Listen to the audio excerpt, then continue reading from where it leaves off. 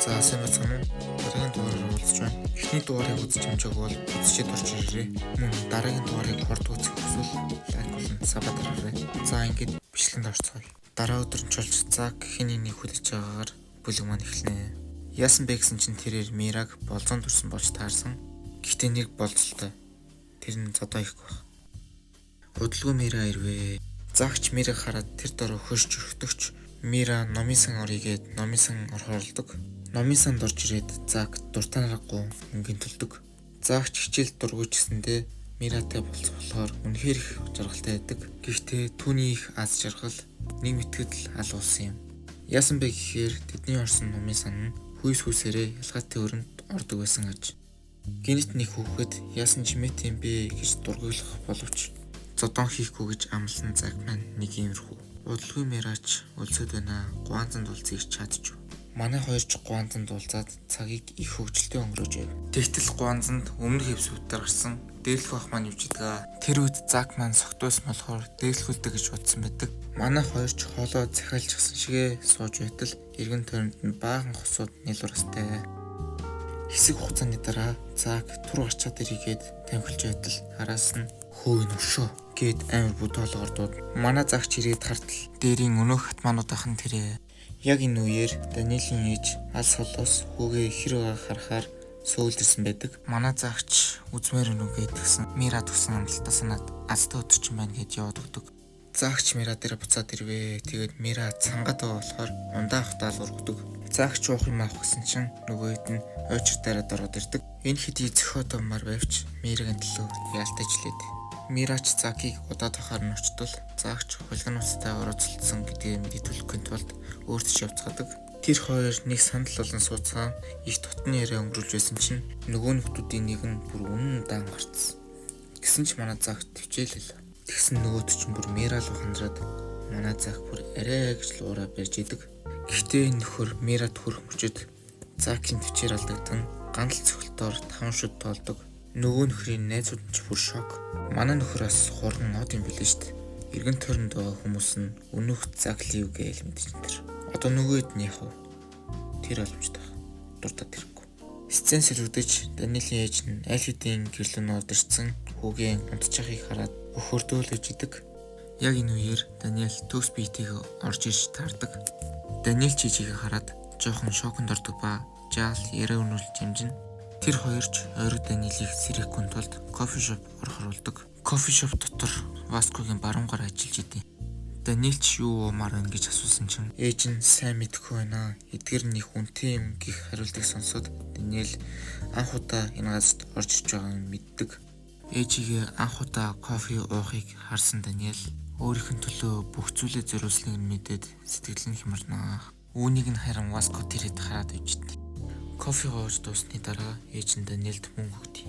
Хичнээн хэцүү золонтой байсан ч хүүгийн юугаарч дутаахгүй өсгөснийг хараад Даниэлч бүр хэлэх үг болтё. Үүний дараа Даниэлд сайн хандаж байгаарэ гэж ээж нь захиад буцаа өгдөг. Явсныхан дараа Васко би бүгдийг харсан шүү нушоо гэд хартан зогсож идэв. Тэр ч хөрмөө талаад хийсэн гмийнхаа шангийг хүртэхдээ бэлтгээд ээж идэв. Яг яагаад ингэж их тайраад байгаа вэ гэхээр ээж нь Даниэлийг даатгалаа шүү гэх үед өгсөн мөнгийг ээж нь хүртэл дээрлэхэд мөнгө авсан гэж буруу ойлгосон байдаг.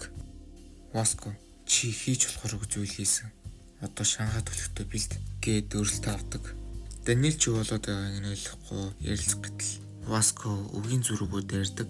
Васкогийн цохилт амар хурдтай байгаа болохоор манай Даниэл ч арай гэж болтож байдаг.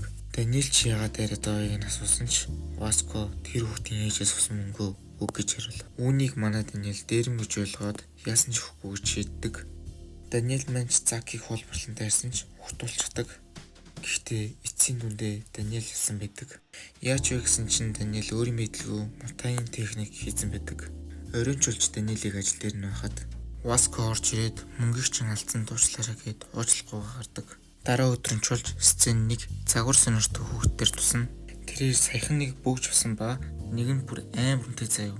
Монголоор бодох юм бол 2,500,000 орчим төгрөг болдог. Тэрээр сургууль дээр очиод манай Зак эдрийг ачаал. Бүр левлээ дээр тогтооцсон за. Тэгээд нууц зэвсгийг хадгалаад яг гаргаж ирсэн чинь манай Джейд тэр айхтар үнэтэй бүүш нь бүр гараар нь дүүрэн байдаг. Хичээл эхлэгч цаг болж манай Даниэлч орж ирлээ. Хичээлийн үеэр нөгөө бацаа манай Даниэлийг хуучин цөх болон өдөр болгон ганц хуталтай ярьдгийг мэдээд нэр үндийн нунахаар төлөвлөдөг. Үүнийг харин манай Жэй сонсчдیں۔ Хичээлийн дараа Даниэл Жэйийг Закаас хамгаалсан учраас сайн залуу гэж бодон баяртайгд гардаг.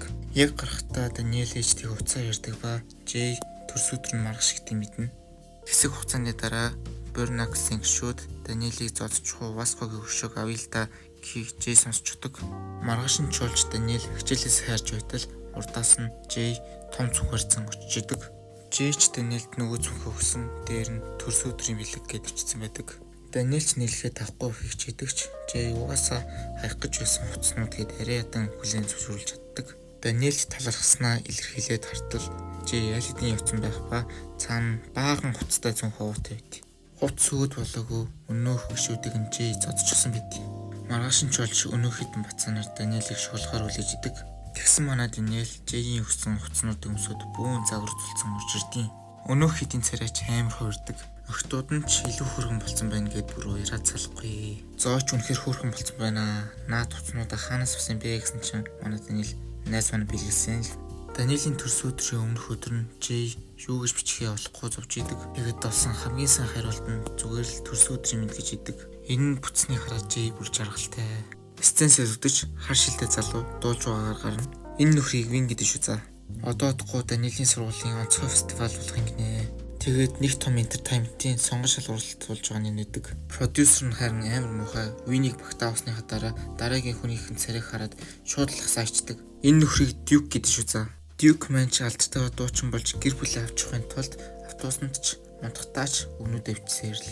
Маргааш өглөөч болж Вин маань шалгаруултанд тэнцсэн гээд их л өнгөж байдаг. Тэгээд өөртөө нүрсэлдэх гэж оролдсон гэх шалтгаанаас болж Дюкийг маань хайр найргүй балбдаг. Дюк маань сургуулаа тарчаад гэртээ ирвэ. Дюкийн эмээ нь хоолны мохлог ажиллаулдаг юм л да.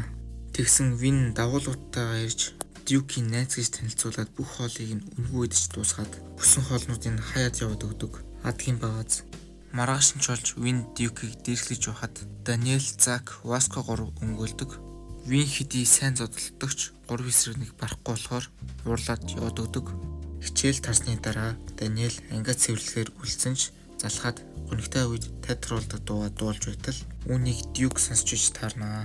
Дюк сонсоо шууд туйраад имэн бодогдож фестивалд хамт дуулах уу гэж асуунаа. Тэгээд тэр хоёр Дюкийн гэрлөө явдаг. Даниэл ч Дюкэд хэрхэн мөнгө хэмнэх талаар заадаг. Тэгээд тэр хоёр ч дуулах дуугаа сонгон жоохон бэлддэг. Даниэл тэр хоёр ч гэрээс гарan хэсэг халгаж байтал Дюкийн ээжтэй таардаг. Дюкийн ээж ч та хоёр үлсэж байгаа зү аль хоол идэж яв гэх үед Даниэл зүгээр дээ бид хоёр саяхан мэдээж явж байгаамаа гэхийг сонсоод Дюкт нэг юм бодогдноо. Оройн чулж Даниэл ажиллаж байдаг. Даниэл маань хоёр биетэй болохоор дууга 24/7 бэлдэж болохыг ойлгоод өчнөө чарлж гарваа. Удалгүй амар хөөрхийгч орж ирээд амжилт хүсээ гардаг. Удалгүй Жихо болон Дюкч Даниэлтэй найзууд болохоор орж ирдэг. Тэд ч гадаа юм суцгаан төгс Даниэлийн тухай ярьдаг. Энэ үед хаанаас ч юм би Васко гинт гараад ирдیں۔ Васко ч саяны Даниэлийн тухай хэлсэн бүхэн ч үнэн үү гэж асуугаад Васко хийсэн зүйлийг гэмшдэг. Нэг л өдөр тэр фестивалд болох өдөр ирдэг. Хүмүүс ч маш их баяртай байдаг. Энд ч бокстол, тэнд ч гар ирэлдээл, тэнд ч устсаал, ер нь байхгүй юм бол байхгүй байдаг. Даниэл нөгөө хөр хайныг хараад очиж юм ярихтаа ориг биендээ биш байгааг мартсан байдаг. Тэгсэн нөгөө хань нь дэлгүүрдсэн шигээ илдэг биш. Энэ сургууль чам шиг царайгаар ялбарсан хамтад олон байдаг мэддэг гэж явах гэн. Даниэл манч нэг юм хэлэх гэсэн. Би хамгаалагч нь болиулнаа. Даниэл ч зүрүүдлээд би хамгаалагчтай зодтолтоор болдог. Би хамгаалагч нь хөлөө далаасан чинь манай Даниэл амархан хаах байхаа гэсэн чинь тэр хөшөлт нь могоо шиг эргээд манай Даниэлийн яг хүзүүн тус газар нь цэвэр ондог. Даниэл маань яг алуулахын таван дээр Васко ирж тусланаа. Васкоч Даниэлийн хамгаалан өөрөө зөвхөлж би хамгаалагч нь ч хөвгөлтөөсөн болохоор чихнээс үзгэрүүлдэг. Амар гоё тулаан болсон дээ гэсэн чинь нөгөө анаа би хамгаалагч аваад явцдаг. Үүний дараа Даниэл Васко ирж буруу ойлголтоодсан илэрцгээдэг. Тэдний тоглолтын дээр ирэх үед Вин найзуудтайгаа дуулж байдаг. Даниэлийн ээлж чуулан тайзан дээр гардаг. Тэрээр анх удаа тайзан дээр гарч байгаа учраас маш их сандарч байв. Ая явж эхлэхэд Дюк түүний сандралыг бүр мөсөн байхгүй болгов.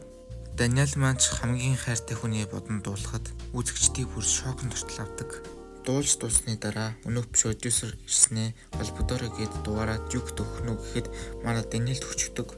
Үүний дараа тэдний дуусан бичлэгүүд хэсэг вайрал болдогч Duke-ийг эдиторүүд нь хасцсан байдаг. Гэхдээ манай Duke бууж өглөгүй өгнүүдээ бичээж өгдөг. За ингээд part 2 маань дуусчихин. Дараагийн part-а илүү хурд үзхийг хүсвэл лайк сабаа дараарай. Баяртай.